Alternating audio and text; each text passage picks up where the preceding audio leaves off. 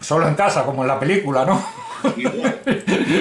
Tendrás copas y tendrás bebida por ahí escondida y esas cosas. He tenido, sin que me oiga nadie, he tenido una comida hoy con sidra y Sí. entonces ya he tenido bastante alcohol para hoy. ¿Pero aquí en Madrid o en las Asturias? ¿Eh? No, no, en Madrid, en ¿En qué, Madrid. en qué sitio? En el Urumea. En el Urumea. ¿No has ido al Parrondo? A verle al Parrondo. Arrondo es Es muy un de facha. derechas por aquí, Es un facha. Es un cabrón. muy de derechas. Oh, pero bueno. Mira Julián Palomar, ya no sale por ahí. Julián se puso, mira, está ya Mario, Mario Perales Licarión, que tiene nombre de general romano. Oh, mira Monse, hola Monse, buenas tardes. Hola. ¿Qué tal? Bien, bien, ¿Todo bien? todo bien. Tienes, aquí es Felu, otro compañero, estamos viendo. Está empezando a llenar esto. ¿Se sabe algo del Carmona?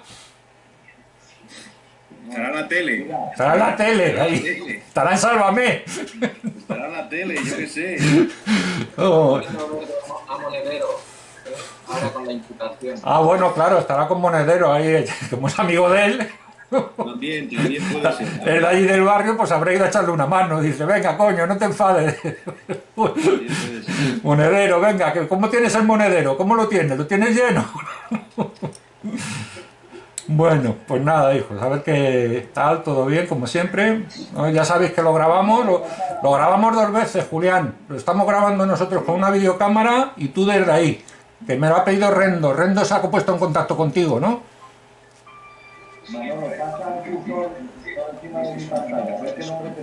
A ver, Fundación Socialdemócrata. No, Fundación Socialdemócrata, sí señor. No, no, sale Pablo Casado. Ah, el que ha cambiado de edificio. El que ha cambiado de edificio. El que ha abandonado el campamento.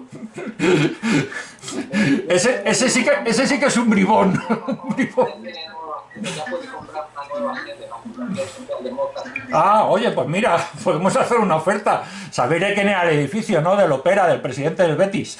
No, era el dueño de él, estaban alquilados, no sé ahora cómo estarían, hace años sí. No, era el presidente del Betis, no, el dueño. Eso, pero yo creo que no pagaban la renta, ¿eh? Vaya historial. Bueno, Félix, Oye, total, ¿eh? ¿quién lo ha dicho? ¿Quién ha sido el que lo ha dicho? Yo, ¿Quién es el yo? Que levante la mano. Antonio me está llamando. ¿Y qué dice? Me parece que está Juan Sánchez por ahí. Juan, Vamos a ello. Aquí estamos conectados ya.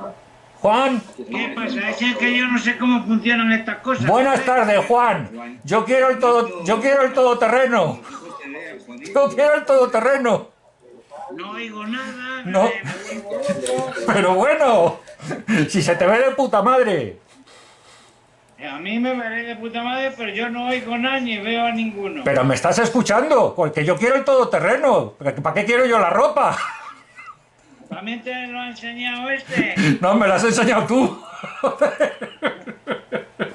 Y me lo mandó él, me parece. Yo creo que te lo mandé yo a ti, pero yo no me había enterado del final. Joder, ¿para qué quiero yo la ropa? Al final hay que esperar hasta el final porque si no, no lo entiendes. Hombre, claro.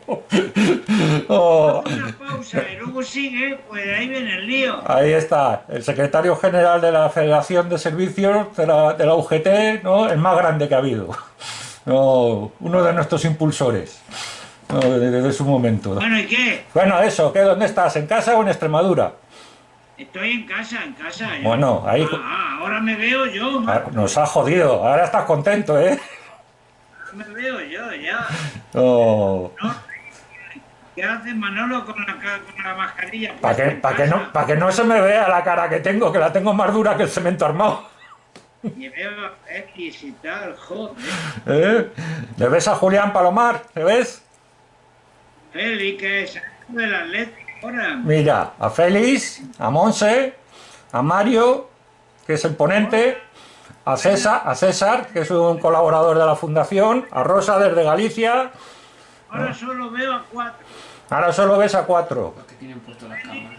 Apuse. Bueno. No me acuerdo el nombre. Es que hay gente que no pone la cámara, pero nos está viendo. Que ponerle algo. Oye, ¿es la primera vez que te estrenas en esto? Es la primera vez que hago. O sea, que eras virgen, ¿no? Y lo estoy haciendo desde el móvil, porque en el PC me parece que no tengo cámara y por lo tanto no puedes hacerlo desde ahí. Que no, que si te ves perfectamente, tú tranquilo. Lo que me pasa es que oigo mal. Sí. ¿Qué te duele? Sí, bueno. Que oigo mal. Ah, que oyes mal, bueno, eso no te preocupes. No, si tú no tienes que hablar, tiene que hablar Mario. Es que soy mayor yo ya. No, bueno, eso es lo que te gusta a ti. Mira, Antonio Miguel Carmona, todos en pie, señor presidente. ¿Qué has hecho, Antonio? No, nuestro ordenador. ¿Qué nos tocó? ¿Qué ha ocurrido? Pillado. No toques nada eléctrico. Se ha bloqueado el ordenador. ¿Nuestro? Sí. Mira, no el ratón. No, pues hay que apagar. Espera.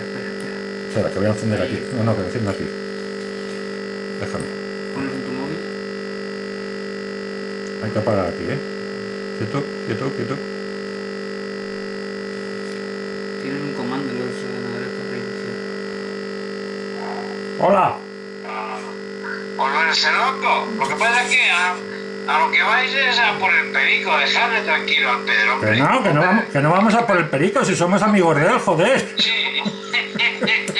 Qué cabrón. No, oye, que sí, joder. Oye, qué alegría verte.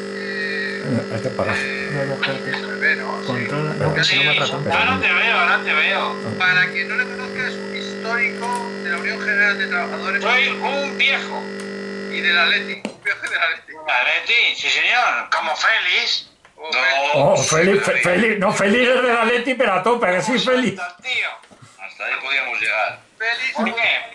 Yo no soy antimadridista, ¿eh? Eso sí. Oye, Félix, hoy va con el Paris Saint-Germain, Félix. Oye, Es que tengo una vena francesa, tú ya sabes que yo tengo una vena francesa. Bueno, eso que tiene una vena francesa es Antonio. Antonio también, efectivamente. Bovino a tope. Lo hablaba el otro día, Bueno, la hostia. No sé qué me decía. Ahora. Oye, y una pregunta a vosotros, ¿qué sabéis? Dime. Esto, si yo estoy al lado del wifi, no consume datos, ¿no? No, nada. Yo solo tengo 500 megas de eso. Y además todo lo que te Pues cueste, como soy pobre. que todo lo que te cueste te lo paga la fundación. Apagar los micrófonos, que yo voy a darle la palabra a Félix González Argüelles para presentar a un amigo, pero sobre todo un amigo. Estoy en unas aulas universitarias, lo podéis ver. En una sauna. Yo acabo de dar clase y ahora mismo con la tecnología... ¿Apago el micro? ¿Y dónde apago el micro? Eso lo apaga Julián, nos apaga los micros a todos. ¿En la pantalla o con el... Coño. Ah, ya. Y no la... Se tiene que reiniciar porque se ha sido. Ya. Quieto, no toques nada. Vale. Deja, quieto. Vaya, señor Carrón. No oigo nada, cachondo. ¿Ahora me oyes? Bien. Pues bien. Digo que es un honor presentar a Mario Perales. En la Asociación en la Fundación Socialdemócrata, iba a hablar de otra asociación, la Fundación Socialdemócrata, No está saliendo. es una fundación creada, entre otros, por el que habéis estado escuchando como socio fundador y creador de esta fundación, que es Juan Sánchez. Y junto a otros muchos, Julián Revenga, Juan Sánchez, Manuel León y tantos otros. Se complace además de tener 12 o 14 años de vida desde que la fundamos y organizamos muchos actos, entre ellos actos de conferencias mensuales, con una persona de prestigio. La expansión ha sido exponencial en los últimos meses. Tenemos presencia en Galicia, tenemos presencia en otros territorios y tenemos presencia en Asturias, donde por fin la Fundación Socialdemócrata, especialmente a través de Félix González Argüelles y otros compañeros, pues José Manuel y otros muchos, hemos abierto delegación en Asturias, en Oviedo, que es la capital de Asturias, y desde donde la Fundación Socialdemócrata hará actos como celebrando la nueva presencia de la Fundación Socialdemócrata en Asturias. Por lo tanto, bienvenidos compañeros y compañeras de Asturias, bienvenidos porque, como sabéis, el socialismo y la socialdemocracia asturiana, junto con la andaluza y la vasca, pero especialmente la de Asturias, con grandes hombres y mujeres que han luchado por el socialismo y por el sindicato, pues representa un anclaje fundamental para la Fundación Socialdemócrata. Es decir, no va a dar demasiado la Fundación Socialdemócrata de Asturias, pero lo que estoy seguro es que la Asturias dará mucho a Asturias. Y antes de pasarle la palabra a un asturiano de proa, que es responsable, sobre todo, de la presencia de la Fundación en Asturias, quiero presentar, aunque sea someramente para dejarle hablar, a mi querido amigo Mario Perales. Mario Perales es un doble licenciado, lo cual no es abundante en nuestro país. Es licenciado en Derecho y licenciado en Ciencias Políticas, 2 carreras. Además es técnico en la Administración Local y es especialista en Desarrollo Económico Local. Es especialista también en Unión Europea y de eso nos quiere hablar, de Unión Europea, Nación y Estado. Algo fundamental en estos momentos. Estamos entretenidos, evidentemente tuvimos la tentación de hacer un análisis de las elecciones catalanas, no hubiese estado mal, pero como se hacen tantos análisis de las elecciones catalanas, hemos preferido elevar el tiro y hablar de la Unión Europea. Y hablar de la Unión Europea en crisis, de si debemos ser más unión o debemos ser menos unión. Si la Unión Europea puede ser algo parecido a una nación, la nación europea, y algo parecido a un Estado, el Estado europeo, o la Confederación Europea, o la Federación Europea. Es decir, de eso nos va a hablar Mario Perales. Les sorprenderá a todos, porque además es una persona instruida, técnico, muy conocido en desarrollo local y especialista en la Unión Europea y en fondos, pues nos traerá un análisis especialmente político de la situación de Europa en estos momentos. Pero dicho esto, darle la palabra para que luego se la dé él a Mario Perales, a mi querido amigo y presentador de este acto, don Félix González Argüelles. Félix, adelante.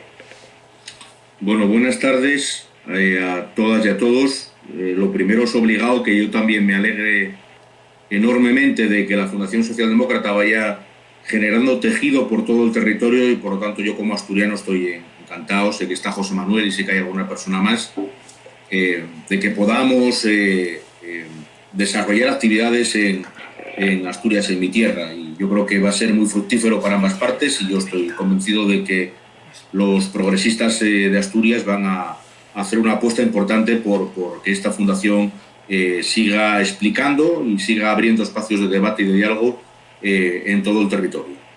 Dicho lo cual, hoy yo tengo mucho interés en escuchar hoy a Mario, porque creo que para los progresistas hablar de Europa es no solo una obligación, sino que yo creo que debe ser además una pasión, ¿no? Nosotros venimos diciendo frente a esta cultura del nacionalismo, esta cultura de, yo lo llamo a veces aldeanismo, ¿no? Porque es que parece que todo tiene que ir hacia atrás, hacia meternos en nuestros lugares. Nosotros siempre hemos hablado del internacionalismo, ¿vale? Y en este caso del europeísmo. Somos convencidos de que Europa tiene que ser la solución a muchos de los retos de futuro de la sociedad y yo creo que hoy, después de hablar, de que Mario nos ilustre, pues seguramente el debate o las preguntas que surjan pues serán de un gran interés, ¿no? Yo creo que hoy, espero que Mario nos aclare o nos dé su punto de vista sobre esto que estamos viendo, de cómo si caben los nacionalismos dentro de una Europa, si debemos hablar de ceder en parte soberanía para que ese Parlamento Europeo, esa configuración de Europa como gran Estado, como supraestado, sea la que marque políticas que puedan equilibrar las desigualdades y hacer que todos los territorios progresen y no que haya territorios que se queden atrás. Cómo dentro de esa Europa debemos de trabajar por una Europa social, una Europa precisamente que no deje a nadie, como he dicho. Y bueno, yo creo que esos son temas, cómo cuadrar la economía de mercado con las diferentes ideas que hay en Europa. Yo creo que ahí es donde tenemos espacios para que hoy en esta jornada podamos por lo menos entender un poco mejor el fenómeno de lo que sí puede significar Europa, de los grandes bloques que se están creando en el mundo y por lo tanto cómo es impensable abordar esos problemas solo desde un territorio o desde un Estado, sino que tiene que ser una configuración mucho más global. Y yo me voy a callar aquí. Ya sabéis, como siempre, amenazo lo mismo en el debate, es decir, preguntitas cortas para poder dar lugar al máximo posible, y os voy a pedir que para que yo pueda dar paso a las preguntas, os apuntéis en el foro, me digáis quiero preguntar y yo os daré paso. Si veo que hay muchas preguntas, las ordenaré e intentaré hacer el debate de la manera más ordenada posible. Por lo tanto, Mario, estamos expectantes de que nos ilustres. Adelante, Mario, cuando quieras. Bueno, muchas gracias. Buenas tardes.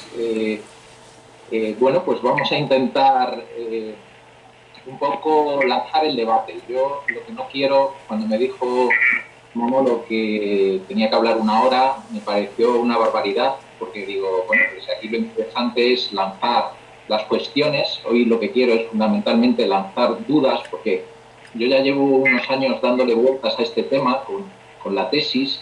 He tenido un par de directores que finalmente me han abandonado porque es que es un poco complicado el tema que yo propongo en mi tesis, que es precisamente de lo que vamos a hablar hoy, de si los nacionalismos pueden ayudar, la ideología nacionalista puede ayudar a la construcción de Europa o no.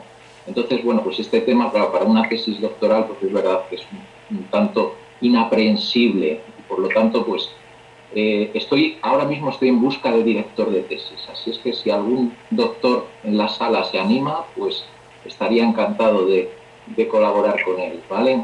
Bueno, pues voy a compartir la pantalla para que vayamos viendo un poco la estructura de lo que vamos a hablar, ¿de acuerdo? Bueno, pues este es el cartel: Europa, Nación y Estado. Este es el índice general, ¿vale? Vamos a iniciar la conferencia de hoy hablando del porqué de esta conferencia. O sea, creo que lo primero que tenemos que explicar es por qué este tema, por qué hemos elegido este tema y desde dónde lo vamos a enfocar, ¿vale? Luego vamos a hablar muy someramente de cómo se gestó el proyecto europeo, puesto que, bueno, pues creo que de todos es de sobra conocido el proyecto europeo, cómo se gestó. Pero bueno, vamos a dar ahí unas pinceladas de recordatorio para ver un poco cómo lo vamos a enfocar desde el punto de vista del euronacionalismo, que es el nombre que yo le he dado a ese nacionalismo europeo sobre el que quiero que debatamos hoy, ¿vale? Luego vamos a hablar sobre la situación actual del proyecto europeo. Ya os adelanto que soy bastante pesimista con respecto a la situación actual del proyecto europeo, y traigo a colación algunas citas de insignes europeístas que creo que me dan la razón. Luego también vamos a ver un poco lo que juega la Unión Europea en el nuevo escenario mundial, el papel que juegan, que también, pues siento decir que también soy bastante pesimista en ese sentido, porque lamentablemente no pesamos mucho y deberíamos pesar mucho más en el escenario mundial. Luego vamos a entrar ya en lo que es el meollo de la cuestión, que es las herramientas del nacionalismo para la construcción europea. Este sí que creo que es el punto central de la conferencia, puesto que es verdad que el nacionalismo, desde la izquierda más internacionalista, pues es verdad que está bastante denostado, ¿no? Cuando se habla de nacionalismo, claro, es verdad, es que está denostado porque por lo que estamos viendo, ¿no? Porque lo que hemos visto y por lo que estamos viendo, el nacionalismo, en principio, como está hoy planteado, pues es una rémora para el progreso en general y para el progreso de la construcción del proyecto europeo, desde luego.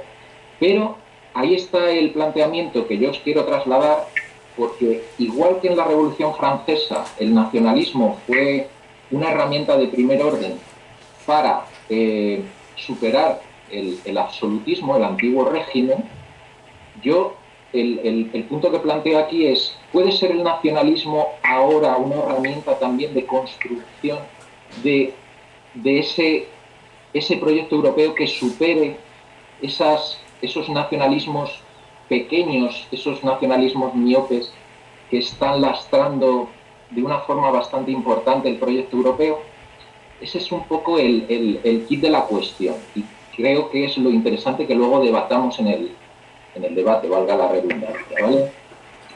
Luego, pues, el penúltimo punto es el nuevo nacionalismo europeo, el euronacionalismo, como yo lo he querido llamar, que sería este proyecto que entre todos pues, podemos discutir si lo veis viable, si no lo veis viable, si es una locura o si es una herramienta que podría ayudar a esta construcción del proyecto europeo.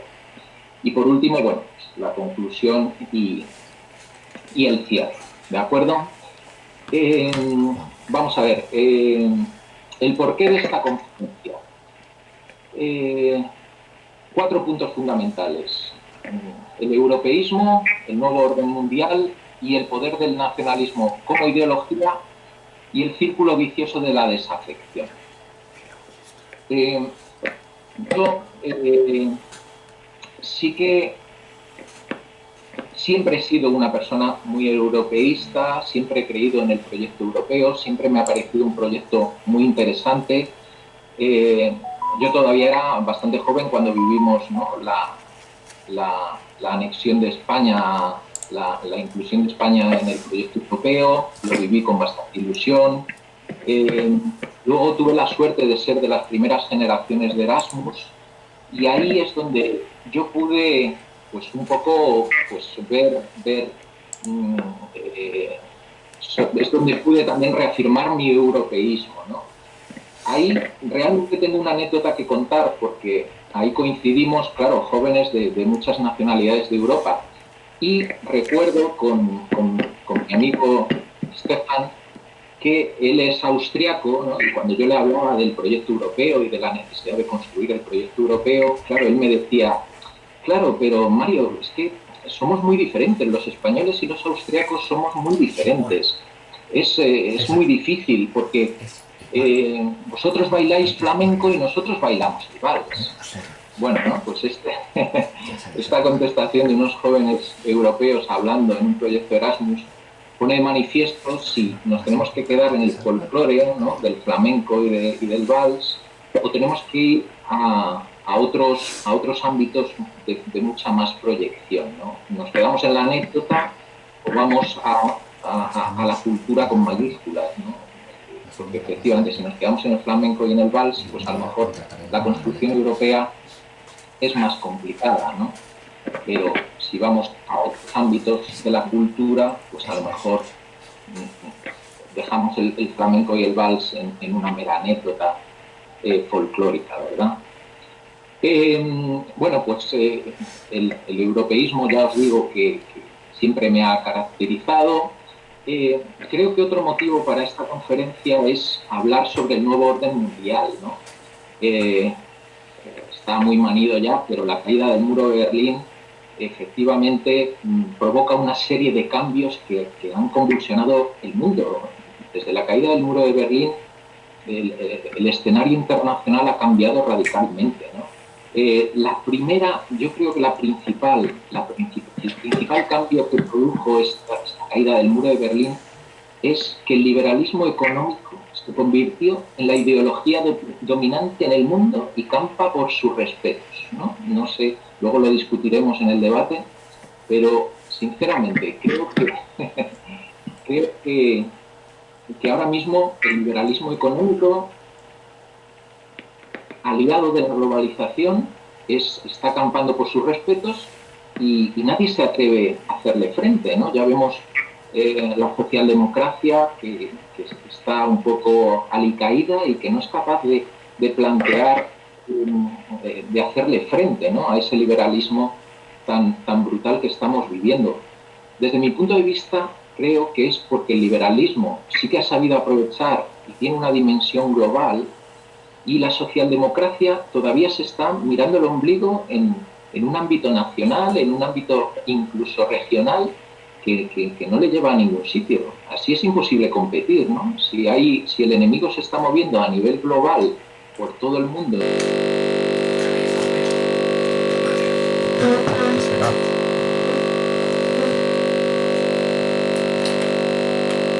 no.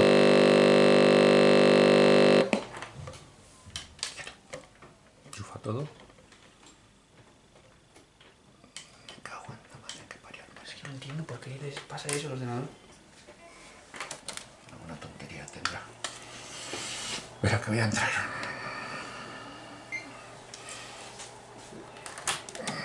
Ya sé por qué. Las mierdas estas.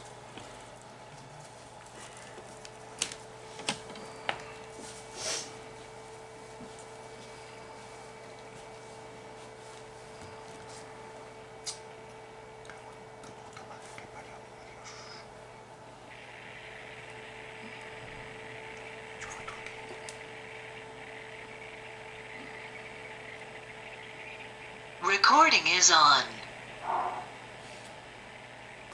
Partes de Canadá, o sea, el nacionalismo está muy vigente. Y yo siento un poco de envidia con respecto a ese poder de convocatoria y ese poder de movilización que tiene el nacionalismo, ¿no? Es un acicate para el proyecto europeo, ¿no? O sea, por eso creo que tenemos que valorar la posibilidad de si esta ideología podemos aprovecharla en el mejor de los términos, por supuesto, ¿no? En las cosas mejores que tiene el nacionalismo, podemos aprovechar esta ideología para la construcción del proyecto europeo, porque ha demostrado que tiene un poder de convocatoria y una capacidad de movilización que, vamos, que ya la desearía la socialdemocracia o cualquier otra ideología. O sea, entonces, vamos a ver si podemos aprovechar algo de esa fuerza y de esa potencia para construir el proyecto europeo, ¿no? Ahí lanzo uno de los primeros objetivos, ¿no?, que tengo en el planteamiento de mis postulados, ¿no? Y luego, por último, el círculo vicioso de la desafección, ¿vale? Ahí, bueno, es otro de las cuestiones fundamentales, porque es verdad que Europa es un proyecto ilusionante. O sea, yo soy de las personas que más me ilusiono con este proyecto y con el que quiero colaborar. Recording y is en on. todo lo que pueda voy a arrimar el hombro, ¿no?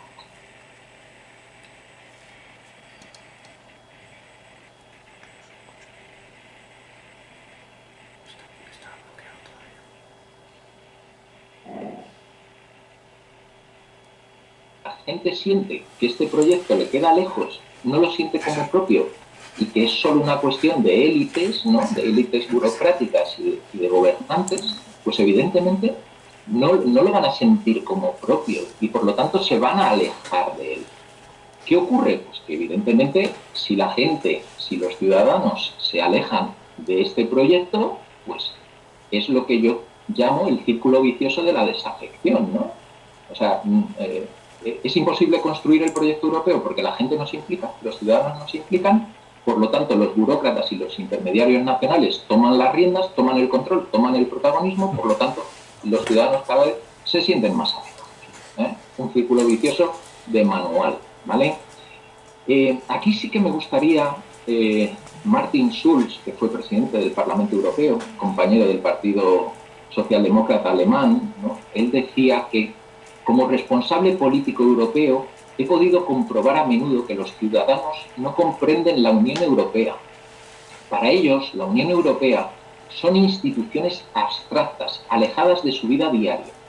Para ellos, la Unión Europea es una torre de marfil situada en Bruselas, un monstruo burocrático. Me inquieta comprobar que los ciudadanos se alejan cada vez más de Europa, que le vuelven la espalda y que ya no se sienten cómodos en nuestra casa europea.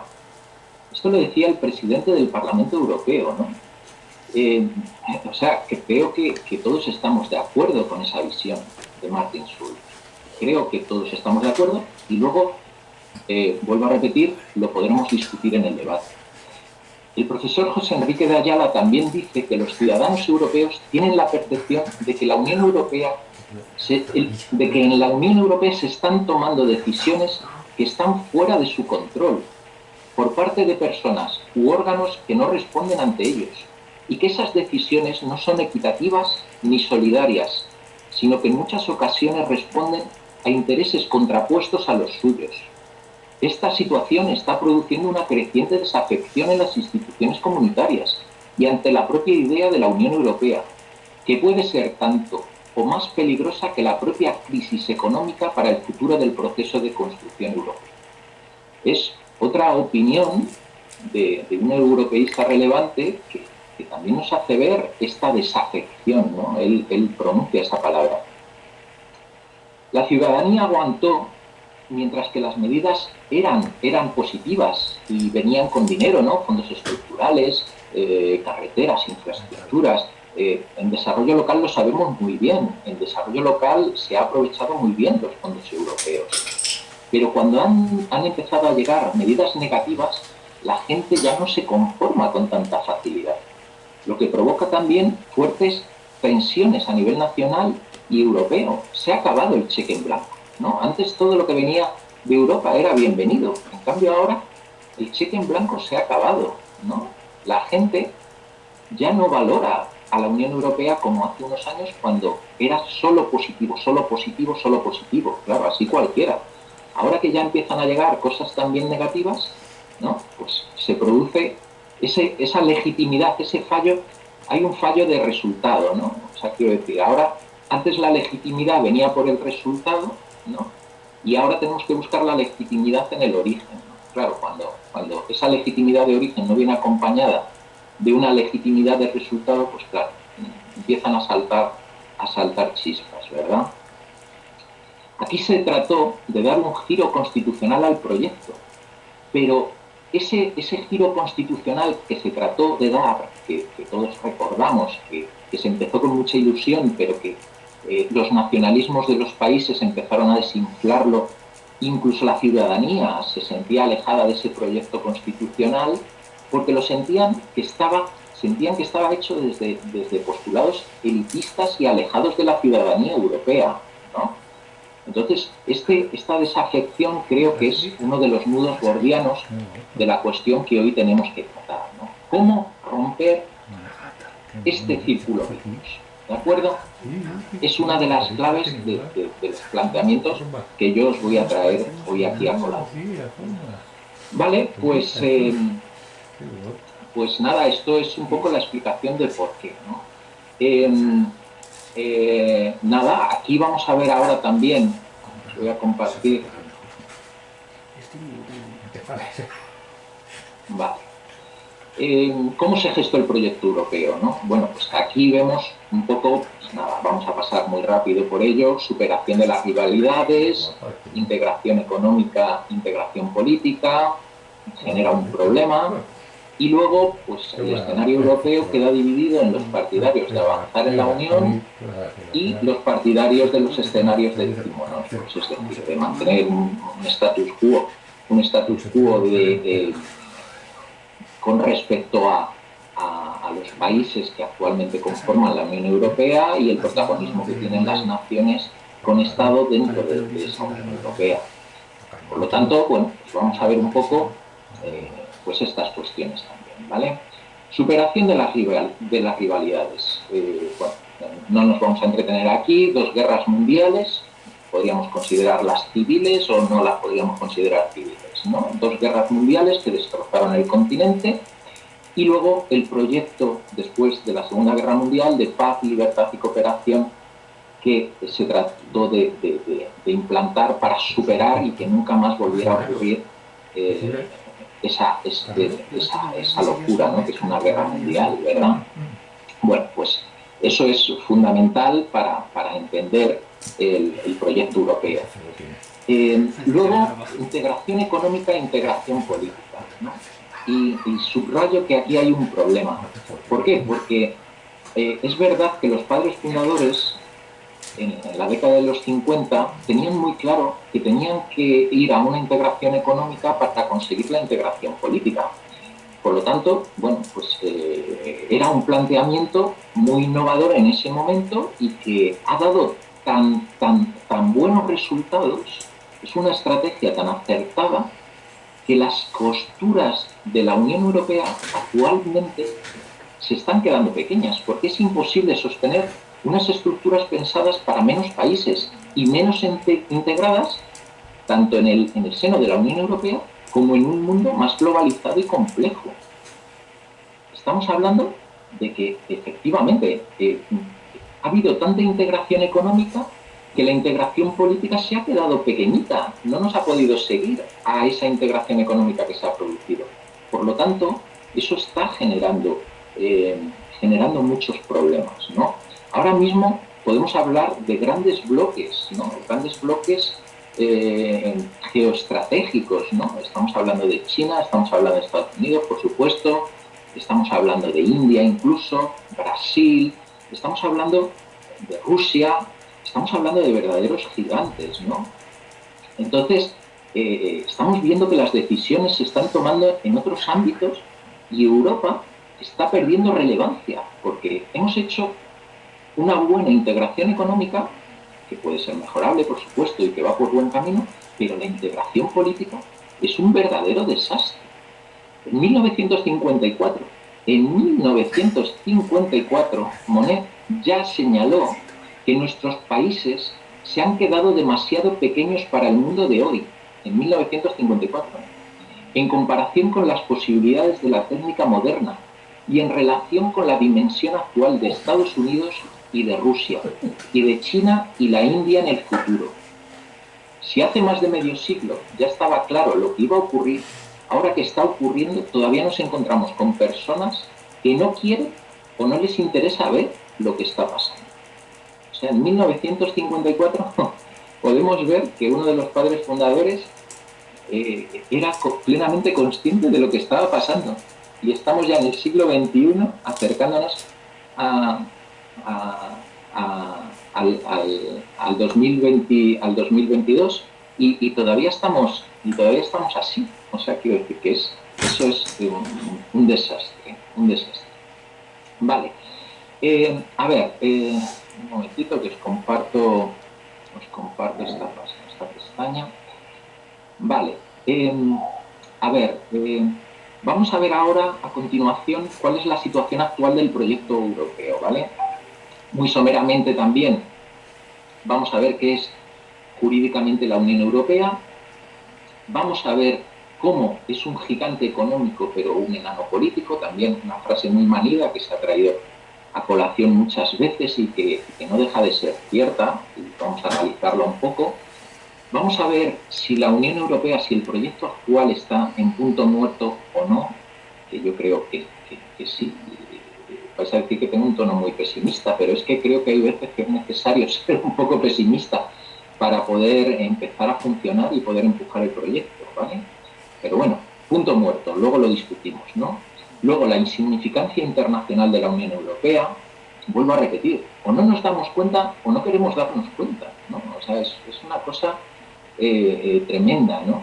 Luego, la falta de legitimidad democrática, ¿no?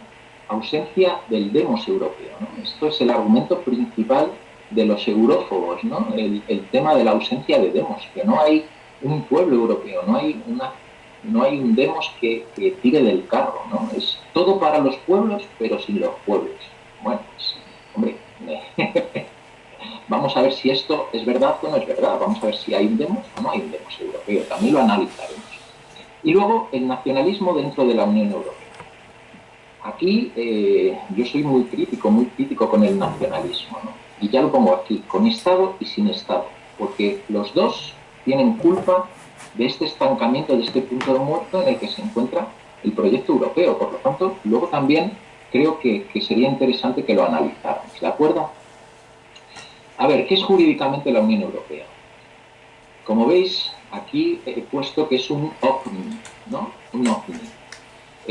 Hay algunos autores que han calificado a la Unión Europea como un objeto político no identificado, ¿no? Pues me ha parecido que es una definición muy buena, ¿no? Porque efectivamente nadie sabe muy bien qué es la Unión Europea, ¿no? Aquí traigo algunas definiciones, ¿no? La Unión Europea es una asociación económica y política singular, hoy de 27 países europeos que abarcan juntos gran parte del continente. Otra definición del Gobierno de España, en la página web del Ministerio de Exteriores, dice que la Unión Europea es una entidad geopolítica que cubre gran parte del continente europeo. En otro sitio también dice que es una asociación económica y política singular, una entidad geopolítica. Sin embargo, resulta curioso comprobar cómo en el Tratado Constitutivo de la Unión Europea no se especifica en ningún momento qué es exactamente la Unión Europea. El profesor Víctor Sánchez considera que la Unión Europea es una organización internacional muy atípica y excepcional y que se encuentra en fase de evolución. Así señala que ahora bien, en su fase actual de evolución, la Unión es una organización internacional muy atípica, excepcional, aspectos todos que valorados individualmente o en su conjunto no encuentran parangón en ninguna de las más de 300 organizaciones internacionales existentes y la acercan a modos federales o confederales de funcionamiento según la política ejercida. Si la federación de estados es su destino político final, es un interrogante que solo la historia en un futuro lejano desvelará. Ahora mismo, la Unión Europea tiene una oportunidad única de adaptar sus estructuras y funcionamiento a esta nueva realidad que hoy nos ha tocado vivir, construyendo una realidad completamente nueva, sin rémoras del pasado y adaptada como un guante a una mano a este nuevo escenario internacional. Tenemos una oportunidad única.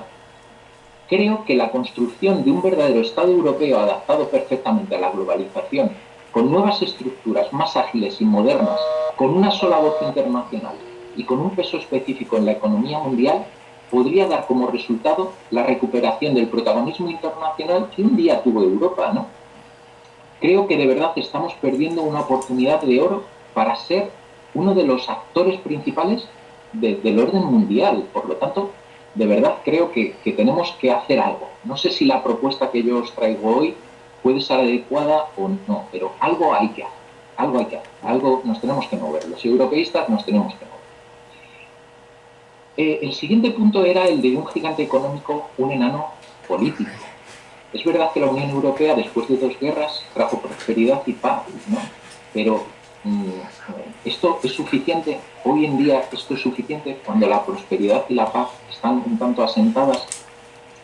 El profesor Enrique Lamo de Espinosa dice que hasta el momento Europa no ha necesitado de un liderazgo político fuerte, pero a medida que el mercado común primero y la unión económica y monetaria después avanzan, el déficit político se agudiza, pues ¿cómo tener unión monetaria sin control presupuestario, sin armonización fiscal y sobre todo sin gobernanza económica? Acabo de decir que la Unión Europea es un gigante económico, cierto, si por tal se entiende un inmenso mercado y una poderosa máquina productiva.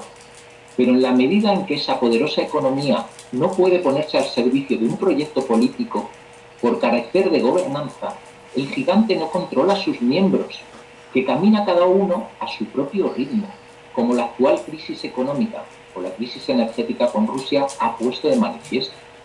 El profesor Torreblanca también dice que Europa es la primera economía mundial, el segundo bloque comercial, el primer donante de ayuda oficial al desarrollo y, aunque se olvide, una enorme potencia militar. Por tanto, el problema de Europa no es que carezca de poder, blando o duro, sino que éste se encuentra fragmentado y, en consecuencia, es ineficaz. Solo desde esa fragmentación puede entenderse que Moscú pueda desafiar tan abiertamente a los europeos cuando estos superan a Rusia 3,5 veces en población, 10 veces en gasto militar o 15 veces en términos económicos. En consecuencia, la limitación más importante del poder europeo tiene que ver con la miopía de sus líderes y, por qué no decirlo, de algunos de sus electorados. No podemos estar, yo por lo menos no puedo estar más de acuerdo con el profesor Torreblanca. O sea, estamos viendo de verdad que con el potencial tan grande que tenemos en nuestras manos, y lo estamos absolutamente dilapidando, ¿no? Es una pena y a mí, de verdad, me revuelve por dentro. El punto muerto, ¿no? En definitiva, creo que podemos concluir que lo que empezó siendo un proyecto político de primer orden que ha traído a sus participantes progreso, paz y democracia se encuentra en un punto muerto importante. Los padres fundadores de la Unión Europea consideraban que la puesta en común de asuntos económicos iría generando una solidaridad de facto entre los países miembros, que finalmente haría avanzar el proyecto europeo en el ámbito político. Este sistema ha funcionado razonablemente bien en las últimas décadas. Sin embargo, hemos llegado a un punto en el que la Unión Europea ha avanzado bastante en cuestiones económicas. Sin embargo, este avance no ha tenido la necesaria correlación en el ámbito político, generándose, por tanto, unas importantes tensiones en el seno de la Unión Europea, generando un importante debate entre los partidarios de seguir avanzando en una construcción política más profunda y los partidarios de poner un límite y mantenernos en una simple organización económica de libre comercio. Y así estamos todavía, estamos en este debate, estamos en esta discusión atrapados, ¿no?, en ese punto muerto.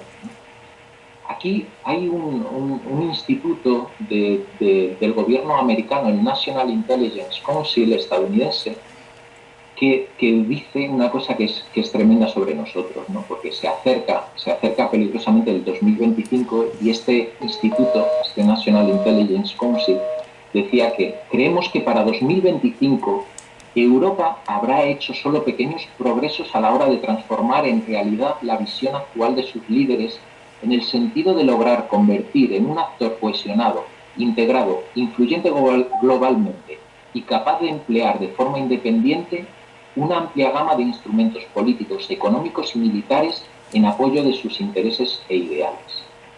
Hemos fracasado, o sea, en el 2025, vamos, ellos dicen pequeños progresos, pero es que estoy seguro de que en el 2025 habremos avanzado muy poco en esos planteamientos políticos hacia la integración, ¿vale? Insignificancia internacional de la Unión Europea.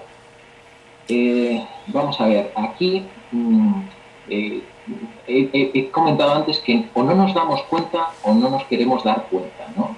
Esto es como a Antonio Carmona, en una de sus conferencias también comentaba una anécdota muy graciosa, ¿no?, de que le preguntaban a un primer ministro, ¿no?, que cuándo se dio cuenta que ya no tenía el poder, ¿no?, cuándo él se dio cuenta, ¿no?, y comentaba que, bueno, pues que él una mañana se despertó, se vistió, se afeitó, se puso sus mejores galas de presidente y que se subió en el coche y que en el asiento de atrás del coche y que el coche no arrancaba, ¿no? O sea, quiero decir, ahí se dio cuenta de que ya no era primer ministro, ¿no? Ya no tenía coche oficial, ¿no? Ya no tenía chofer, ¿no?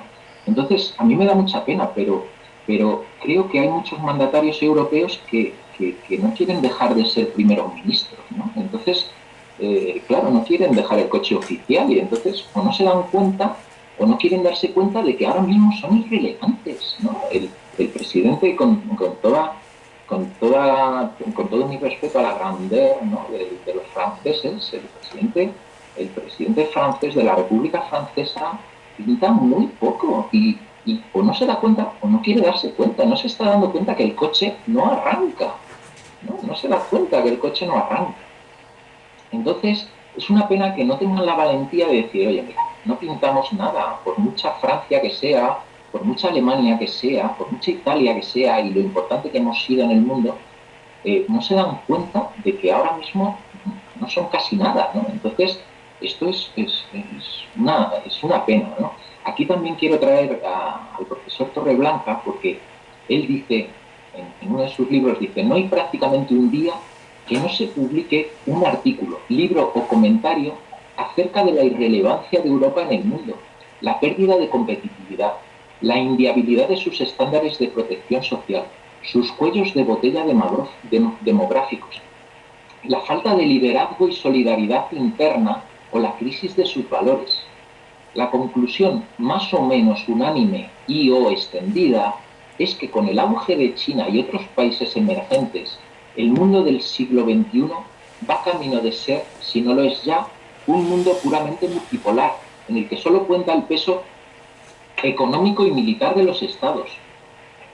En ese mundo con pocas o ninguna norma y donde ni la democracia ni la economía de mercado son mayoritarias o gozan de legitimidad o aceptación universal, la Unión Europea sería progresivamente marginalizada hasta quedar convertida en un parque temático. Una gran Suiza ejemplar para sí misma, pero deliberadamente aislada del mundo y sin voluntad de influir en nadie. Pues otra vez más, es que no podemos estar más de acuerdo.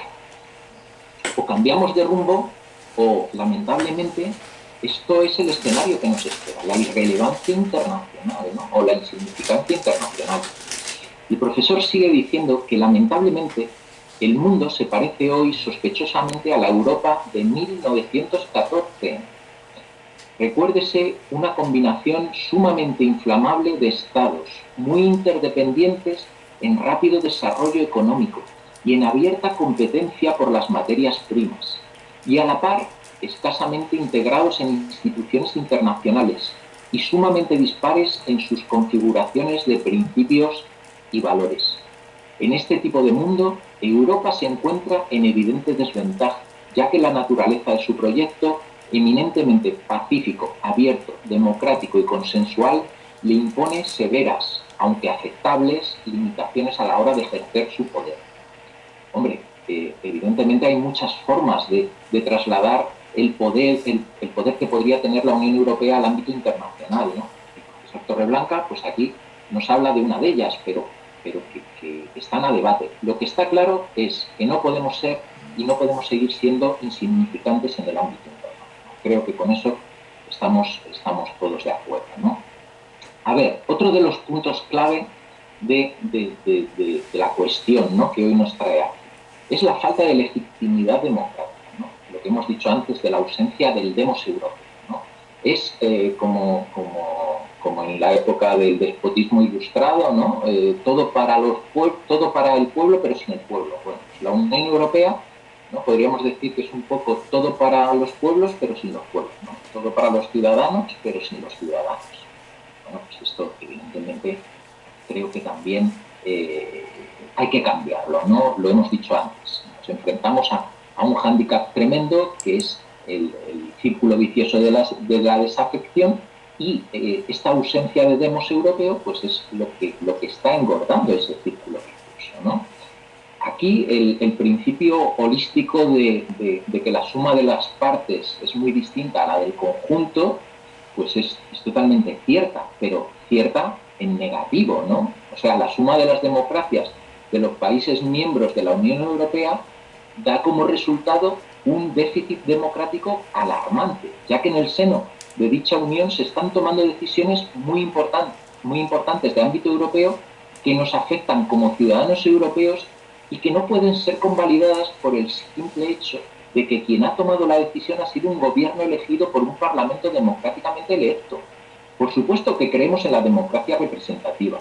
Sin embargo, en la toma de decisiones europeas, esta representación se está llevando a un límite un tanto desdibujado, que tal y como hemos señalado anteriormente, restan legitimidad democrática a sus decisiones, alejando con ello a la ciudadanía de dichas decisiones y asumiéndolas como algo impuesto y ajeno, ¿no? Pues creo que está claro, ¿no? Durão Barroso también decía que profundizar la convergencia y la integración de la Unión Europea deberá implicar también una mayor democracia.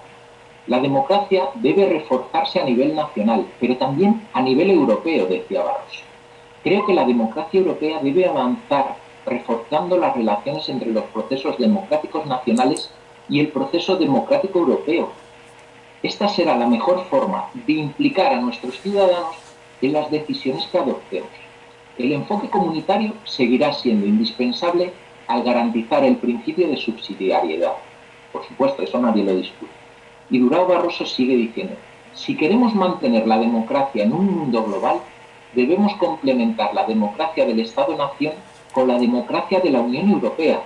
En caso contrario, entregaremos la soberanía material a los mercados, los especuladores financieros y otros operadores mundiales no sujetos a ningún tipo de control democrático. O sea, en definitiva, lo que hay que seguir es profundizando en estructuras federales que devuelvan esa legitimidad democrática a Europa, ¿no? Aquí muchas veces yo cuando veo algún tratado de la Unión Europea digo, esto realmente es ingeniería política, ¿no? O sea, cuando lo hemos estudiado en la carrera, ¿no?, en ciencia política, dices, esto es realmente ingeniería política, ¿no? ¿A quién se le ha ocurrido esta estructura de toma de decisiones? ¿A quién se le ha ocurrido este Parlamento con estas características? ¿A quién se le ha ocurrido la comisión, el alto comisionado? Dices, pero bueno, vamos a ver, ¿no es más fácil ir a estructuras federales, dejarnos de experimentos, que los experimentos ya sabemos que se tienen que hacer con gaseosa, dejarnos de experimentos con cosas tan serias como es la gobernanza y la democracia, e ir a estructuras federales que ya están inventadas, que sabemos que funcionan y que nos pueden representar perfectamente, dándonos esa legitimidad democrática que ahora mismo nos falta, ¿no? Por lo tanto, creo que ahí, bueno, pues está clara esa falta de legitimidad y vamos a ver si el proyecto que hoy os traigo aquí puede servir para mejorar esa ausencia de demos o no, ¿vale? Y luego, la última cuestión de este apartado, estamos hablando del nacionalismo dentro de la Unión Europea, ¿no? El nacionalismo es esa gran bestia, ¿no? Esa gran amenaza que amenaza la construcción del proyecto europeo, ¿no? Hay dos tipos de nacionalismo, el europeo, el europeo, que es el que hoy traigo aquí a colación, pero los dos nacionalismos que son una amenaza para la Unión Europea son el periférico y el central. El periférico porque no tiene Estado y quiere utilizar a la Unión Europea como una herramienta para debilitar al Estado al que pertenecen. Pretenden multiplicar el problema. Y si no han sabido convivir en un Estado plenamente democrático, ¿qué nos hace pensar que sabrán convivir en otro ámbito mucho más amplio? Es decir, los nacionalismos periféricos son una amenaza porque han demostrado que no saben convivir en un proyecto compartido. Por lo tanto, ¿qué nos hace pensar que una Cataluña independiente y unida en la Unión Europea no va a empezar a reivindicar sus competencias y va a empezar a reivindicar su cultura y va a empezar a reivindicar a un ámbito como lo está haciendo en el entorno español, ¿no? Entonces, por lo tanto, creo que son una amenaza clara. Y el nacionalismo central también es una amenaza porque es muy celoso de sus competencias y no permite avanzar en un proyecto federalista. Es verdad que el nacionalismo central ha hecho importantes concesiones a Europa.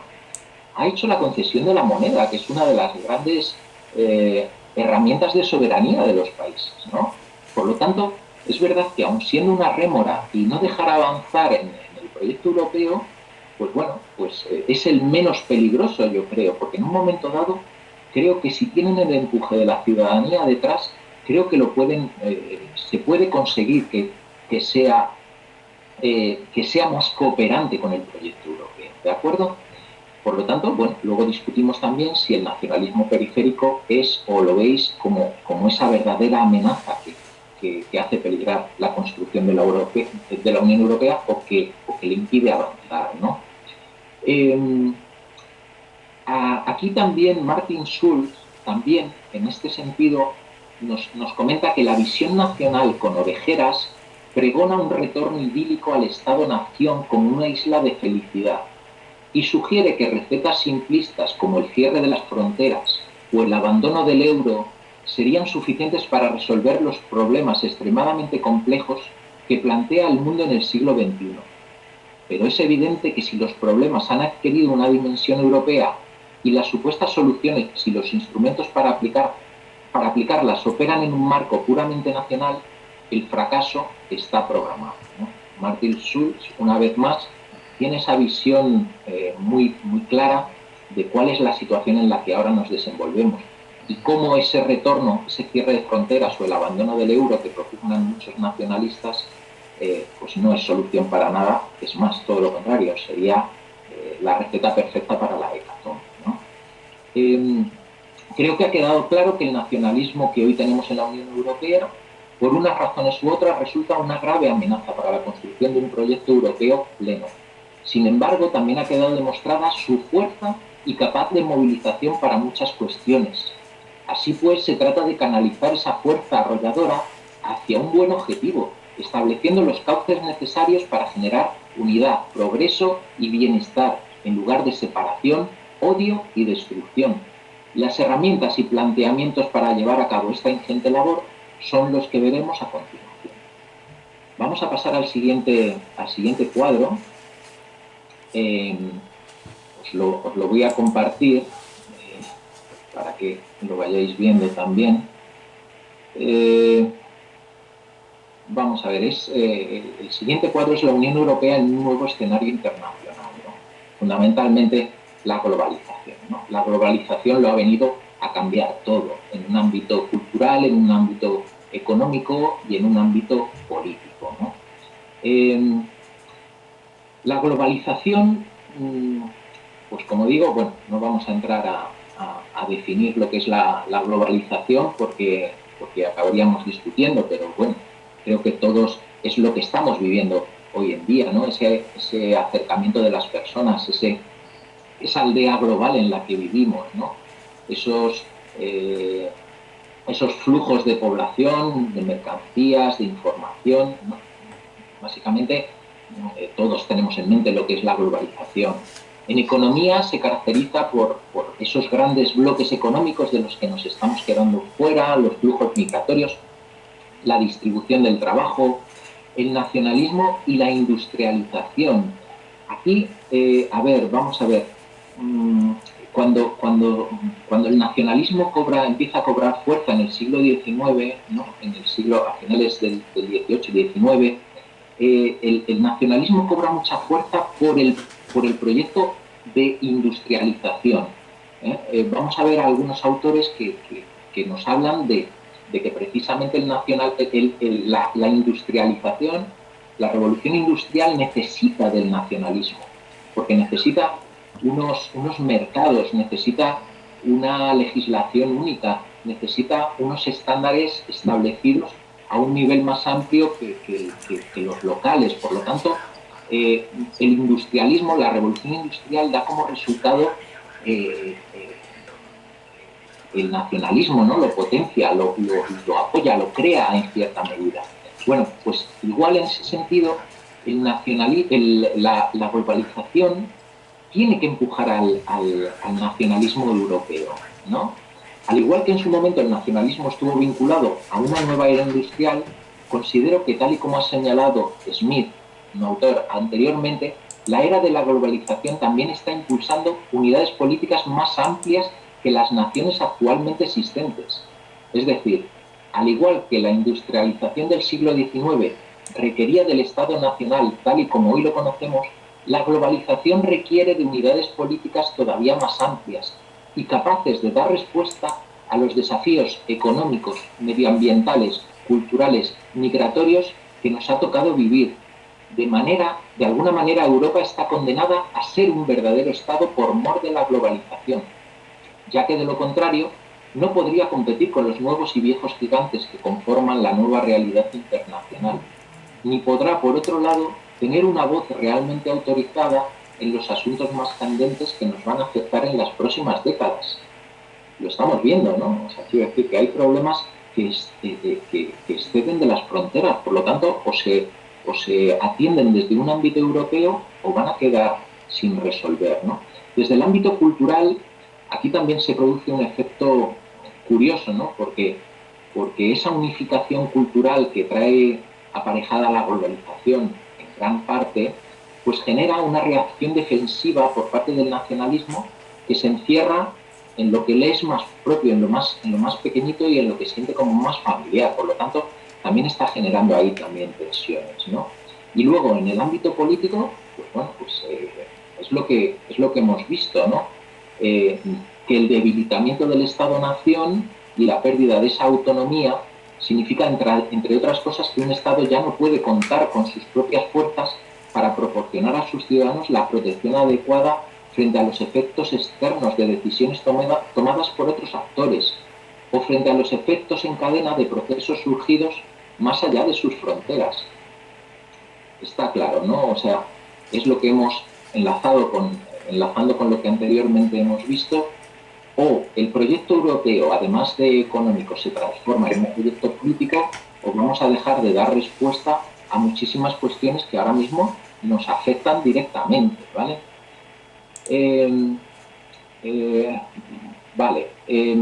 Esto en cuanto a la globalización, ¿de acuerdo?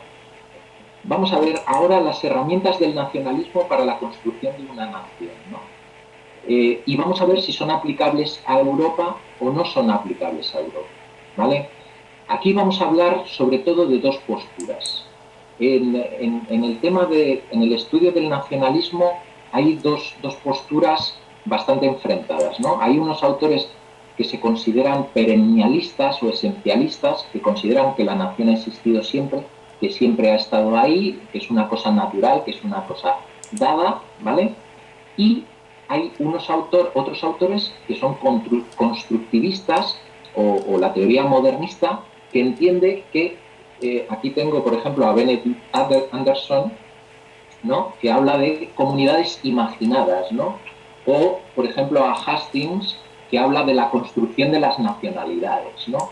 Estos autores tienen una postura, evidentemente, mucho más moderna, y hablan de que la nación se construye, ¿no? O sea, la nación es un elemento que se construye y que se puede construir con una serie de elementos. Por lo tanto, la postura que yo aquí voy a sostener más es la postura constructivista, porque si bien es cierto que puede haber algunas naciones que tengan un origen étnico y anclado en un pasado remoto, esas son las menos, no sé, a mí se me ocurre Inglaterra, ¿no?, por decir alguna, que bueno, que puede tener unas características un poco de este perennialismo, ¿no? O bueno, no sé, o tal y como dicen los nacionalistas catalanes, pues la nación catalana, ¿no?, porque llevan existiendo también desde toda la vida, ¿no?, desde la prehistoria, ¿no? Entonces, bueno, pues frente a ese planteamiento perennialista, yo soy más partidario de las teorías constructivistas. ¿Por qué? Porque nos van a ayudar a construir ese proyecto europeo, o ese planteamiento que yo os quiero trasladar, ¿vale? Aquí hay otra cuestión también muy importante, que es la de si el Estado crea la nación o es la nación la que crea el Estado, ¿no? Bueno, pues ahí tenemos las posturas que hemos dicho antes, ¿no? Aquí sí que hay una cuestión muy importante, ¿no?, que es, en esta cuestión creo que es importante que no tomemos partido por una u otra teoría al 100%, ¿no? No hay ninguna nación en el mundo que sea de origen totalmente original, valga la redundancia, pero tampoco hay ninguna nación que sea construida desde cero, ¿no? Aquí también enlazamos con también dos tipos de nacionalismo, el étnico y cultural, o el nacionalismo más democrático o más abierto, ¿no? El nacionalismo más étnico pues se basa en las teorías perennialistas, ¿no? Y se basan en la cultura, en la raza, en la historia, en la lengua, en una serie de valores que ellos consideran esenciales y que han configurado su nación. Eso, después de la Segunda Guerra Mundial y después del nazismo, esos postulados de nacionalismo étnico están muy denostados, porque bueno, todos sabemos a lo que condujeron, ¿no? A la limpieza étnica, a los campos de concentración. Por lo tanto, ahora mismo casi ninguna nación del mundo se considera étnica, ¿no?, o racial. Por lo menos no lo dicen abiertamente. Por lo tanto, no lo dicen abiertamente. ¿Qué ocurre? Que toman elementos también de este nacionalismo más democrático, de este nacionalismo más abierto. Vale. Entonces, aquí luego la discusión que tenemos que discutir es si el Estado crea la nación o la nación crea el Estado, ¿no? Hay muchos ejemplos, ¿no? Aquí, por ejemplo, también hay un autor, que es Michael Hort, que señala que los intelectuales pueden inventar comunidades nacionales solo si ya existen ciertas condiciones previas objetivas para la formación de una nación. Karl Deutsch señaló hace mucho tiempo que para que surja la conciencia nacional debe haber algo de lo que hacerse consciente. Los descubrimientos individuales del sentimiento nacional no explican la reaparición de tales descubrimientos en tantos países, independientemente de unos de otros, bajo diferentes condiciones y en diferentes épocas. Incluso cuando es el Estado el que ha creado la nación, no es una nación hasta que percibe su primacía sobre y frente a él. ¿En qué se considera que radica su carácter compartido es una cuestión claramente diferente y abierta a gran diversidad. El propio territorio puede proporcionar el criterio básico en su caso, el idioma como reflejo del mito del origen étnico puro en otro, y en un tercer caso la religión puede ser eficazmente defensiva. Aquí la cuestión es traer el punto medio entre los dos argumentos. No se puede construir de la nada una nación, pero debemos negarnos también a que la Unión Europea no tenga nada con lo que construir. ¿De acuerdo? Entonces vamos a ver ahí también si podemos o no podemos construir la nación europea. ¿Vale? Bueno, aquí hablamos también de los distintos modelos de construcción nacional. Aquí hay uno que es muy gracioso, ¿no? Porque Massimo D'Ancellio, en el Parlamento italiano, en 1861 pronunció la famosa frase de «Hemos hecho Italia, ahora hemos de hacer a los italianos», ¿no? Este es el modelo constructivista puro, ¿no? O sea, pues, el Estado tiene que construir la nación, ¿no? Bueno, pues es verdad que viendo las noticias, pues no sé si les ha salido muy bien o les ha salido muy mal, pero bueno, ahí está Italia como una realidad nacional, ¿no? ¿Podemos hacer lo mismo en Europa? No. Ya tenemos Europa, ahora hemos de hacer a los europeos, ¿no? Nos podemos embarcar en esa labor, en ese trabajo. Luego tenemos el modelo de Estados Unidos, ¿no? Ese es el ejemplo más claro de construcción nacional desde planteamientos de un nacionalismo cívico incluyente, lo que sin embargo no obsta para que dicha construcción se hiciera inicialmente sobre una base cultural europea, principalmente anglosajona, ¿vale? No nos equivoquemos, Estados Unidos pues sí es un crisol de culturas y se ha hecho una federación de estados donde todo el mundo tiene cabida siempre que compartan una serie de valores e instituciones, pero volviendo a lo de antes, ¿no? Ni tanto ni tan calvo, ¿no? Ni blanco ni negro, ¿no? Algo gris. Pues es verdad que han construido un nacionalismo cívico, pero partiendo de una cultura europea, ¿no? Eso no lo puede negar nadie. Por lo tanto, bueno, creo que son dos modelos, ¿no? El italiano, la construcción del Estado italiano o la construcción del Estado estadounidense, de los Estados Unidos de América, son los dos ejemplos en los que Europa se debe mover, ¿no? Fundamentalmente en Estados Unidos. Vamos a un modelo federal. No podemos seguir con estos experimentos, como he dicho antes, intentando cosas y haciendo cosas raras, ¿no? Para ello, una herramienta muy importante es el patriotismo constitucional, ¿no? Habermas es el padre de este término y, bueno, pues viene a ser, pues esto es lo que significa, ¿no? Tenemos que ser patriotas a una constitución, ¿no? Tenemos que ser fieles, tenemos que amar una constitución, unos valores recogidos en esa constitución, ¿no? En Europa estamos compartiendo una serie de valores que son la democracia, la libertad, el estado del bienestar, el progreso, la igualdad de género y de clases sociales. Quiero decir, estamos hablando de una serie de valores que se recogen en todas nuestras constituciones que podríamos trasladarlos perfectamente a una constitución europea y propiciar desde ahí un patriotismo constitucional, ¿no? O sea, sin olvidar también otra serie de historia, valores, lengua, porque dentro de poco compartiremos también una misma lengua, pero valores culturales, valores históricos, una historia compartida. Luego lo vamos a ver también muy someramente porque se nos empieza a acabar el tiempo y creo que es importante que abramos el debate, ¿vale? Aquí, bueno, simplemente mencionar esta cuestión del patriotismo constitucional porque creo que es una herramienta o sería una herramienta de primer orden para la construcción del proyecto europeo. Y luego ya también, muy brevemente, las fases de la construcción nacional, ¿no?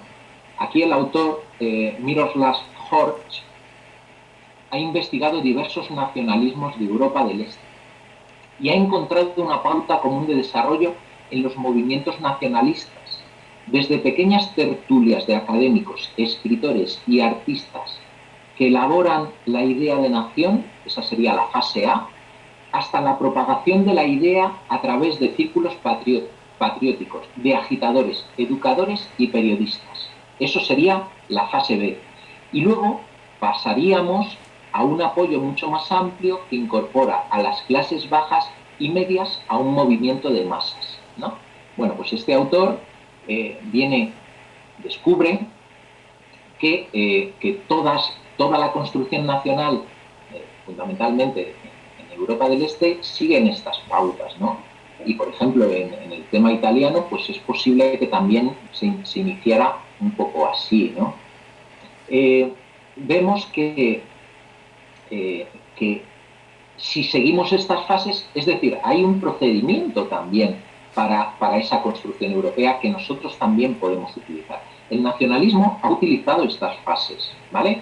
Por lo tanto, nosotros también podemos utilizarlas. El propio Horch también habla de la memoria de algún pasado común, considerada como destino del grupo o al menos de sus componentes esenciales.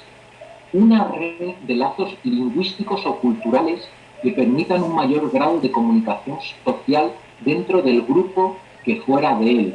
La idea de la igualdad de todos los miembros del grupo organizados como una sociedad civil, ¿no? Todo esto son también elementos que se pueden dar en esa construcción nacional, ¿no? En el caso europeo, tal y como vemos a continuación, o como veremos a continuación, sí que se podría hablar de un pasado en común, una red de lazos culturales y en un futuro próximo de lingüísticos también. Y por supuesto, tal y como nos señala muy acertadamente Ortega, una sociedad civil europea más antigua pero menos densa que las sociedades civiles nacionales, ¿vale? Por lo tanto, bueno, creo que aquí ponemos sobre la mesa otras herramientas de construcción nacional que creo que nos pueden servir, ¿vale?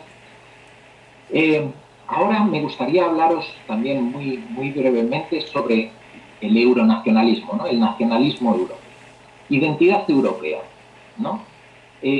Creo que, bueno, pues eso, aquí tenemos que ver si realmente existe una identidad europea o no hay una identidad europea, ¿no? El profesor Manuel Castells señala que la identidad es un conjunto de valores que proporcionan un significado simbólico a la vida de las personas, reforzando su sentimiento como individuos o autodefinición y su sentimiento de pertenencia.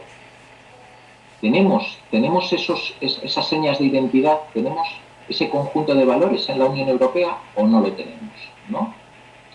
Habermas también nos habla de una serie de fuentes de una posible identidad europea y se llega a la conclusión de que el cristianismo, el capitalismo, las ciencias naturales, la tecnología, el derecho romano, el código napoleónico, la forma de vida urbana burguesa, la democracia y los derechos humanos no son distintivos únicamente de la Unión Europea, por lo que se plantea Habermas algunos otros rasgos más característicos, como la secularización sin compromiso, la confianza en el papel civilizador del Estado, un sentido peculiar de la dialéctica de la Ilustración, un ethos colectivista de la justicia social, la apropiación reflexiva de tres experiencias negativas fundamentales: el totalitarismo, la historia colonial y los nacionalismos radicales. Aquí vemos que tenemos una serie de valores, aunque sean negativos, y que hay que combatir y no repetir jamás, ¿no? El propio Habermas nos habla de estos valores negativos que tenemos que enterrar de una vez por todas con el proyecto europeo, ¿no? También hay algunos autores que consideran que sí que existe una serie de rasgos característicos de la identidad europea, ¿no? Como Antonio Enrique Pérez Luño, que destaca algunas características, también positivas y negativas, que pueden ser señas de identidad, como por ejemplo el elemento diferenciador ser la cuna del estado del bienestar, del estado social de derecho, la cuna de la dignidad humana, de las libertades cívicas, pero también destaca que ha sido el escenario del holocausto nazi y del gulag soviético. Vemos toda esa mochila que llevamos detrás los europeos y que no podemos renegar de ella. En esa mochila hay cosas buenas, muy buenas, y cosas malas que hay que enterrar para siempre, ¿vale? El profesor Rubio Llorente también plantea esta cuestión, señalando que la construcción de Europa, aunque movida por grandes ideales, la paz, sobre todo, y orientada por ideas universales, los derechos humanos y la democracia, sobre lo que es difícil o imposible fundamentar particularidad alguna, se ha llevado a cabo así hasta el presente sin una idea de Europa en la que apoyar su delimitación respecto al resto de la humanidad. Aquí el profesor vuelve a poner el dedo en la llaga, en una cuestión que creo esencial, que es posible construir un proyecto futuro, una identidad colectiva de futuro, un nuevo proyecto de Estado basándonos solo en valores, ideas y propuestas. Esa es una cuestión también esencial a tener en cuenta. Disculpa, Mario. Sí. Mario, disculpa, vamos a darte unos minutos más, intenta sintetizar para luego poder tener el debate, si no nos vamos de tiempo, ¿vale? 5 minutos, os prometo que, Perfecto. que Perfecto. hemos acabado. A ver, en este apartado de historia, símbolos y mitos, ¿vale? Simplemente voy a mencionar a Ortega, ¿vale? Ortega considera, para que veamos cómo sí que hay autores de la relevancia tan importante como Ortega, que consideran que la diferencia entre Europa y las naciones europeas en cuanto a sociedad estriba en que la convivencia sensu stricto europea es más tenue, menos densa y completa. En cambio, fue previa y es más permanente.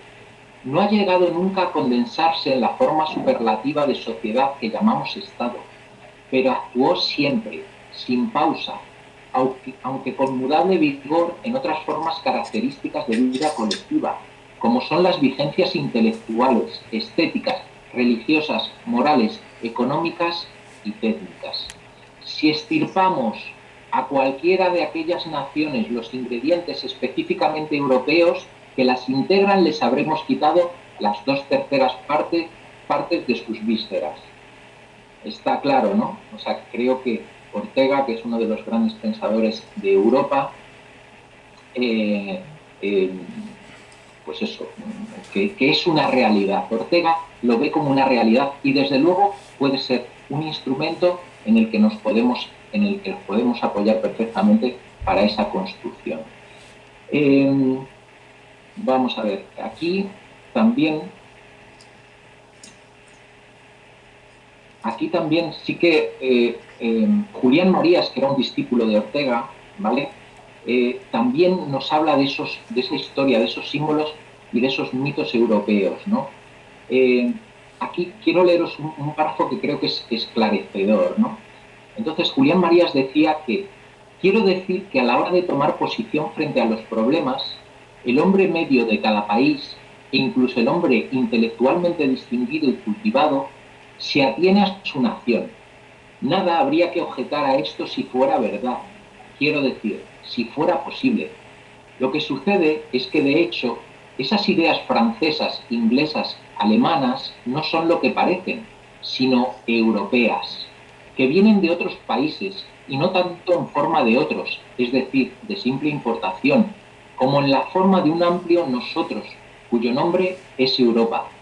Tenemos la tentación de considerar como francesa una idea determinada. Inmediatamente caemos en la cuenta de que esto es una ilusión o un engaño. Esa idea viene de Alemania. Pensamos entonces que es alemana, pero este es un nuevo error, porque a su vez tal idea madura y formulada en Alemania viene de España, y tampoco es española, porque sus gérmenes fueron tal vez franceses y alemanes. Cuando vemos que Sartre parafrasea, desarrolla y modifica a Husserl y a Heidegger, y con frecuencia repite sin mención a Ortega, tenemos que resistir la tentación de concluir apresuradamente el origen alemán y español de sus ideas, porque sabemos muy bien que Husserl es inconcebible sin el francés Descartes, y el inglés Hume, que no se comprende a Heidegger sin el danés Kierkegaard, ni a Ortega sin Descartes, Leibniz y Kant, y a ninguno de ellos sin los griegos Platón y Aristóteles. Cuando leemos a Galdós, ¿cómo olvidar que aprendió a novelar en Dickens, y en Flaubert, y en Balzac? Pero ¿cómo olvidar que estos aprendieron en Fielding y este en Cervantes. Este excelente extracto demuestra cómo sí que hay una realidad europea, una sociedad europea, una identidad europea, en este caso basada en la cultura con mayúsculas, no en el flamenco y en el vals, sino en la cultura con mayúsculas. Una cultura que trasciende el folclore de las naciones, que trasciende la mirada miope de los nacionalismos excluyentes, que demuestra cómo necesitamos de Europa para expresarnos en todo nuestro ser. Por último, ya acabo, simplemente pues me queda decir que el nacionalismo europeo puede ayudar muy positivamente a la construcción de la Unión Europea como un verdadero Estado. Yo simplemente,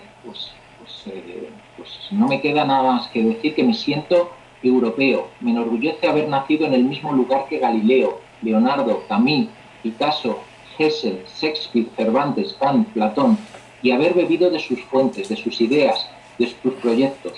Como europeo que soy, tengo la obligación de tomar lo mejor de nuestra historia, lo mejor de nuestras ideas, lo mejor de nuestra cultura y ponerme a trabajar para que todo ello tome forma en un Estado que garantice una sociedad más rica, justa y solidaria. No solo de puertas para adentro, sino que sea capaz de llevar su voz a la sociedad internacional desde la que en gran medida nos vienen hoy impuestas muchas medidas y decisiones. Quiero trabajar codo con todos los otros patriotas europeos para que Europa sea una realidad, para que Europa sea lo mejor que todos llevamos dentro. Muchas gracias. Muchas gracias, Mario. Vamos a abrir un poco el debate. Tenemos aproximadamente unos 25 minutos para el debate. Ya os sabéis que siempre me gusta que hagáis preguntas muy concretas. Rosa ha puesto una reflexión ahí, podéis leer, podemos estar todos muy de acuerdo con eso, y le voy a dar la palabra en primer lugar, porque me la ha pedido, a Javier Payo. Intentar ser concretos, por favor. Sí, muchas gracias. En primer lugar, la conferencia, debo de dar las gracias al ponente y sobre todo a la Fundación, en primer lugar, y en segundo lugar también quiero expresar que yo me siento europeísta, me siento orgulloso de haber nacido en este continente, de haber apostado por esta cultura europea y sobre todo decir y destacar que he sido miembro del Consejo de la Juventud de Europa, he sido vicepresidente del European Youth Forum y por lo tanto comparto a pie juntillas la reflexión en este caso del ponente. Y quiero destacar que sobre todo tenemos que avanzar hacia una Europa unida, no como la Europa que habíamos pasado en el 2008, al inicio de la crisis, sino que tenemos que apoyarnos. O sea, ahí comparto todas las reflexiones que habéis hecho. Lo siento, simplemente por decir esto es lo que quería y muchísimas gracias por darme la oportunidad de expresarme. Muchas gracias. Muchas gracias, Javier. Mientras aparece por ahí alguien que me pida en el chat intervenir, yo quería hacerte una pregunta, porque hemos hablado de Europa y yo quería saber tu opinión sobre si crees que determinadas cuestiones que están ahí pendientes, como es el tema de la fiscalidad o como es una política industrial en Europa o a lo mejor una sanidad pública europea o a lo mejor un consorcio europeo del medicamento, ahora que hemos tenido este problema con las farmacéuticas, podría ayudar a que los ciudadanos y las ciudadanas tuviesen un sentimiento más de pertenencia. Sí, es mi opinión también. No, le quiero preguntar al ponente. Javier, si quieres decir algo, bien, pero se lo quería preguntar al ponente. Disculpe. A ver, dos cuestiones. Efectivamente, vamos a ver, yo si supiera las medidas que hay que tomar para construir ese sentimiento, ¿no? Pues aquí he apuntado algunas que son las clásicas que ha utilizado el nacionalismo para construir sus realidades nacionales, ¿no? Entonces, yo no sé exactamente qué medidas son, pero efectivamente todo tipo de medidas que traigan progreso y bienestar, efectivamente son bienvenidas, ¿no? Yo muchas veces pienso que ¿por qué no hay ya una universidad europea, ¿no? O sea, ¿cómo es posible que no haya un instrumento, ¿no? O una selección, por bajar también un poco a la anécdota, ¿no? Una selección de fútbol europea, ¿no? Ese tipo de cuestiones son las que pueden parecer menores, pero van creando ese sentimiento de pertenencia y ese sentimiento de identidad, ¿no? Vuelvo a repetir, solo tenemos que mirar, el planteamiento que yo hoy he traído aquí es, vamos a mirar qué es lo que han hecho las naciones que hoy están constituidas como tales y vamos a trasladarlo al modelo europeo. Entonces vamos a ver qué han hecho. Lo primero que hacen las naciones, los nacionalismos, ¿qué es? Coger la universidad, ¿no? O sea, crear su historia. ¿Por qué no hay una historia? Es muy difícil ver libros de historia europea, cuando precisamente todos los movimientos o los grandes movimientos culturales o la Revolución Francesa, ¿quién se atreve a decir que es solo francesa?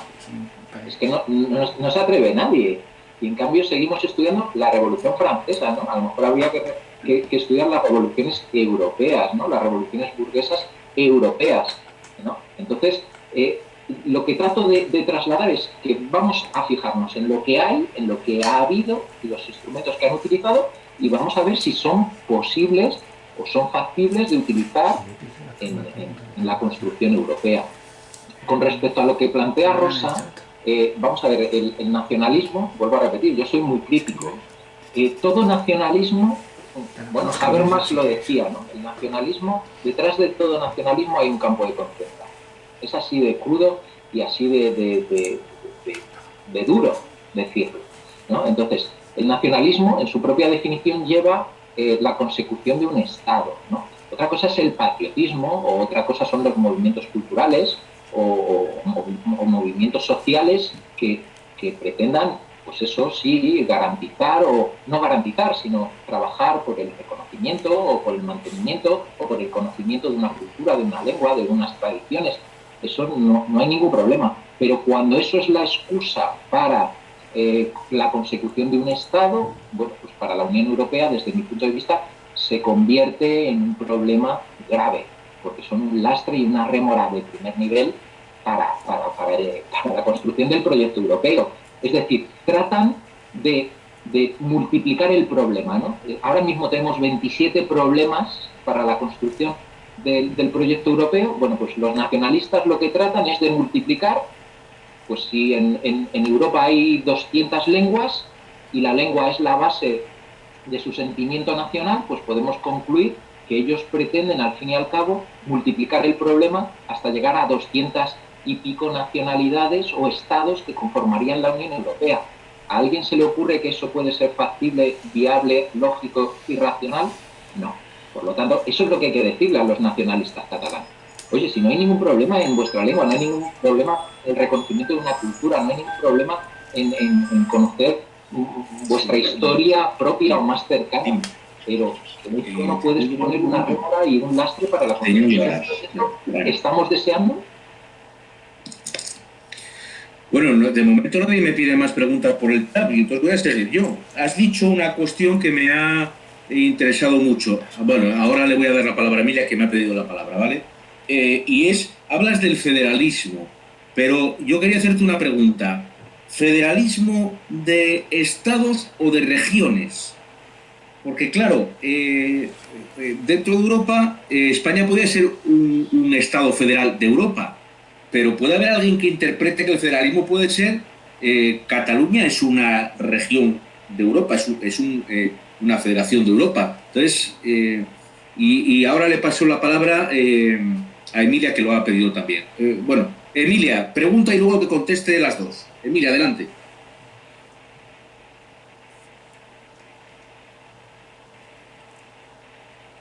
Emilia, no te oímos. Tienes el micrófono, no te oímos.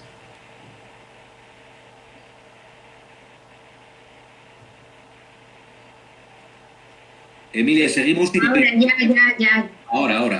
No podía hacerlo. Bueno, que gracias por la conferencia. Y hola a todos. A ver, yo en principio no estoy de acuerdo con tu definición de nacionalismo. El nacionalismo no es malo. Hay nacionalismos malos, muy malos.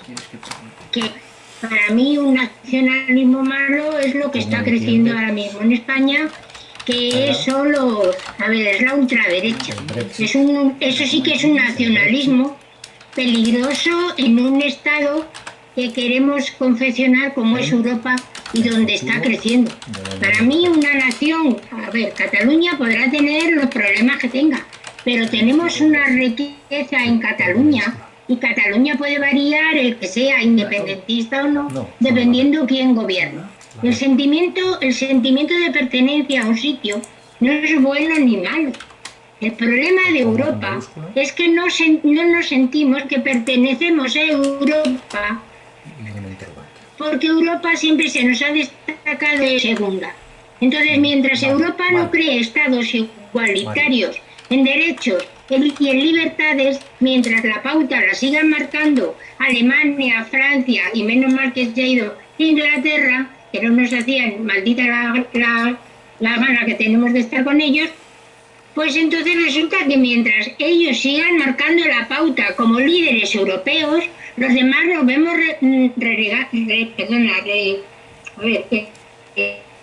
nos vemos vistos en un segundo plano, no me sale la palabra. Entonces, desde luego lo que hay que hacer en Europa es crear estados desde una base de igualdad. Y esa igualdad se crea primero en valores y no en un mercado, que más que mercado es mercadeo de Europa. Europa se ha manejado solo por el dinero.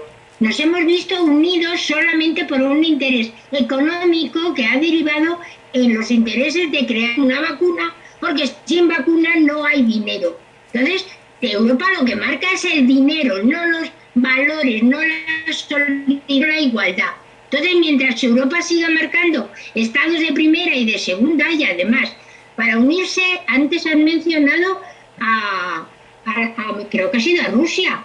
Rusia no está metida dentro de Europa como un estado europeo.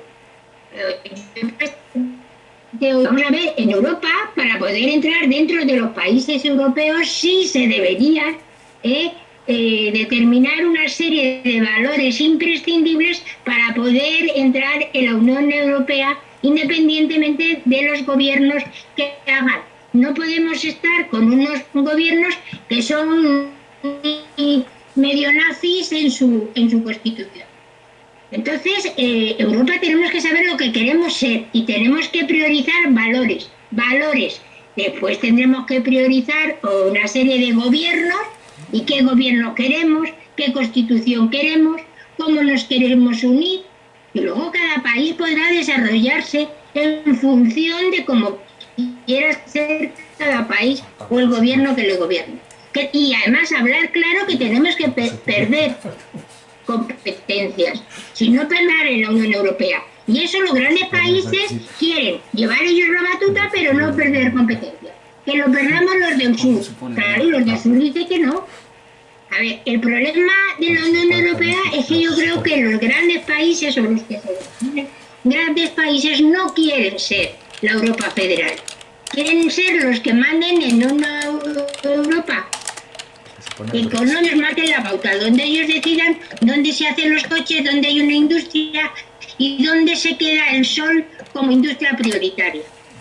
Entonces, si vamos a crear Europa, vamos a crear una Europa de valores, nada más. Gracias. Muy bien, gracias, Emilia. Para que intervengas, Mario, te hago la otra pregunta que está puesta en el chat, que dice Mario, ¿cómo entiendes que afecta al Brexit a el futuro de la Unión Europea? Mario, tienes la palabra. Gracias. A ver, Emilia, lo primero que he dicho es que hay dos tipos de nacionalismo. Uno que sirve para construir, que es, por ejemplo, los revolucionarios franceses se volcaron con el sentimiento de nación y de nacionalismo para derrocar el antiguo régimen. Ese nacionalismo, por supuesto, que es muy bueno y es muy enriquecedor porque construye, querían construir algo mejor. El nacionalismo europeo, desde mi punto de vista, creo que sería una buena cosa porque quiere construir una realidad nueva, un espacio de solidaridad mucho más amplio donde podamos aplicar esos valores que estamos comentando y que todos compartimos: la democracia, la libertad, la solidaridad, la igualdad. Todos esos valores los compartimos. El problema, tú también lo has dicho, Emilia, el problema es que nadie quiere perder competencias, y los nacionalismos periféricos en este caso, porque el nacionalismo que tiene Estado, el nacionalismo alemán, ha cedido mucha soberanía, pero los nacionalismos periféricos lo que hacen cada vez es reclamar más y más y más y más soberanía y más competencias. Por lo tanto, para mí el nacionalismo periférico sí que es un obstáculo, y en ese sentido es malo. Aparte, por supuesto, el nacionalismo étnico y cultural a rajatabla también es malo, y ha dado a lo largo de la historia muestras de lo malo y lo pernicioso que puede llegar a ser, ¿vale? En cuanto a la Europa de las regiones, ahora mismo hay 329 miembros en la Europa de las regiones. Si la Europa de los 27 es ingobernable y para tomar una decisión se tardan años, pues imaginaros una Europa con 329 miembros, ¿no? O sea, sería una locura, totalmente en desacuerdo. No, tenemos que ir a estructuras más grandes, no más atomizadas, porque es que entonces, si no, entonces sí que apaga y vámonos, ¿vale? Y en cuanto a lo del Brexit, pues lo del Brexit es un síntoma, es la consecuencia de ese inmovilismo europeo, ¿no? Ortega lo decía, vamos a construir un proyecto motivador común, ¿no? O sea, si no tenemos un proyecto, si no tenemos unas metas, si no queremos conseguir unos objetivos, si vemos que esto no avanza, pues yo me bajo del carro, porque si lo único que me viene son cosas malas, pues me bajo del carro. Entonces, ahí el nacionalismo británico, el nacionalismo inglés principalmente, pues ha jugado su baza de decir, oye, aquí no hay un proyecto ilusionante, yo me bajo del carro. Y se han bajado del carro. Entonces, la culpa, pues yo creo que Europa tiene gran culpa en el Brexit, porque si les hubiéramos ofrecido un proyecto ilusionante, pues otro gallo habría cantado, ¿no? Muy bien, ¿hay alguien más que quiera hacer alguna pregunta? Porque no sé si yo me pasaba a alguien que me lo haya pedido. Bueno, creo que nadie me ha pedido más la palabra, ¿no? No veo que nadie haya pedido la palabra. Antonio Miguel. Pongo el altavoz porque estoy escuchando muy atentamente, incluso tomo una nota en mi ordenador sobre la exposición de Mario Perales. Voy a hacer una breve subcierre porque luego voy a ceder la palabra a Félix González Argüelles para que cierre el acto como presidente de la Fundación Socialdemócrata y teniendo presente a la directiva, al presidente Manuel León y a los miembros de la Fundación, Félix González Argüelles o Julián Palomar, entre otros. Tengo que opinar que no hace falta que diga que la conferencia ha sido de enorme nivel, sobre todo enorme nivel político, desde luego enorme nivel intelectual, porque ¿cuántas veces yo tengo contabilizado que has citado como a 6 filósofos? En realidad has citado 6 veces a 4 o 5 filósofos, pero a Habermas lo has citado 2 veces, y no recuerdo mal, lo cual le ha dado bastante nivel. Me ha encantado la crítica de Torreblanca y luego tu ilusionante frontera. Decía el presidente Kennedy, John Fitzgerald, el presidente Kennedy obviamente, decía el presidente Kennedy que teníamos que buscar una nueva frontera. Europa tiene que buscar una nueva frontera. No me refiero a los físicos, no estoy hablando de invadir más, de tomar la parte rusa de Ucrania o de invadir Rusia. Me estoy refiriendo a una nueva frontera política. Me ha encantado y me ha hecho reflexionar cuando has dicho lo de Italia y los italianos, que no deja de ser, es mucho más que una frase ocurrente de este político italiano, sino que una vez que Garibaldi consigue la unificación italiana, la conciencia de ser italianos, los italianos, cuesta más que que una mera guerra civil de la que los españoles estamos tan acostumbrados. He sido acostumbrados porque hemos tenido muchas guerras civiles en España. En concreto, en la Primera República tuvimos 3 guerras civiles en un mismo momento. pero la conciencia de ser español, la conciencia de ser italiano, la conciencia de ser europeo nos puede convertir en una nación de europeos. Y ese reto político, eso que yo he llamado esa nueva frontera política, me ha hecho reflexionar profundamente. Creo que deberías escribir sobre ello. Yo no me voy a ofrecer para ser tu director de tesis porque no es mi especialidad la ciencia política, pero sí puedo ser miembro de tu tribunal de tesis perfectamente para poderte criticar abiertamente.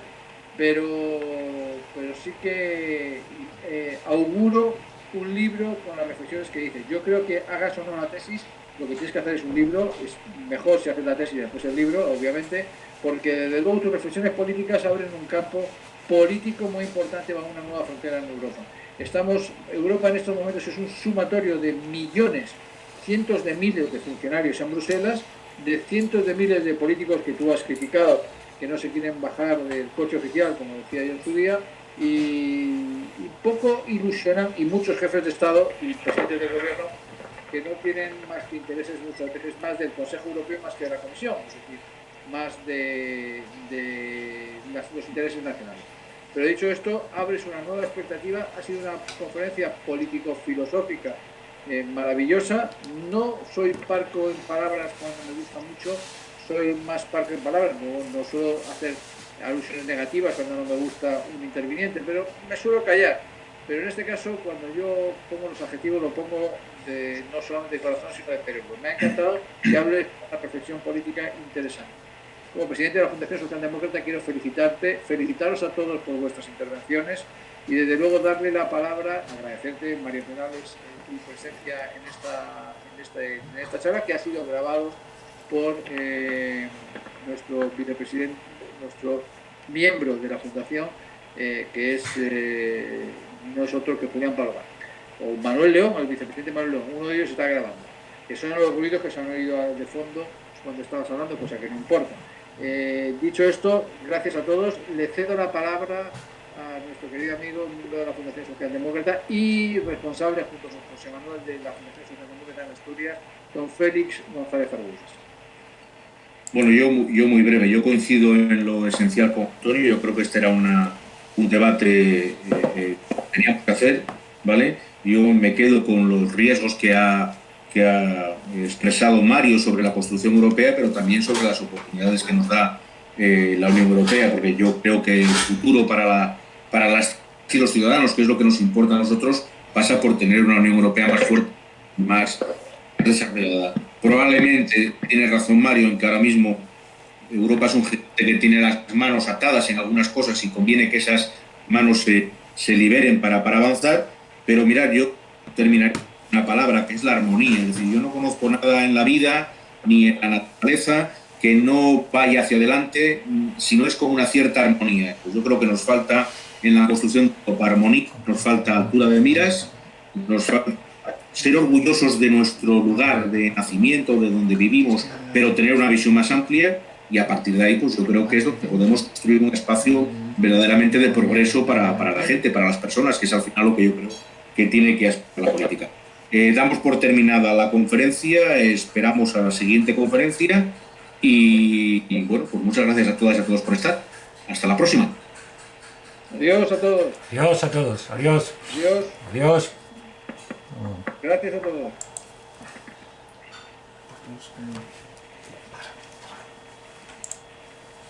Cierra aquí. Estoy llamando a Mario. Mario, ¿cómo estás? Bien, muy bien, muy bien. Como decía Voltaire, casi no estoy de acuerdo contigo en el 90% de las cosas, pero vamos, lo tienes que decir por cojones. No, muy bien, porque has abierto campos, ¿no? La verdad que a la gente le da muy poca importancia, pero también hay que tener en consideración una cosa. Estamos en la prehistoria de la Unión Europea. Si fragua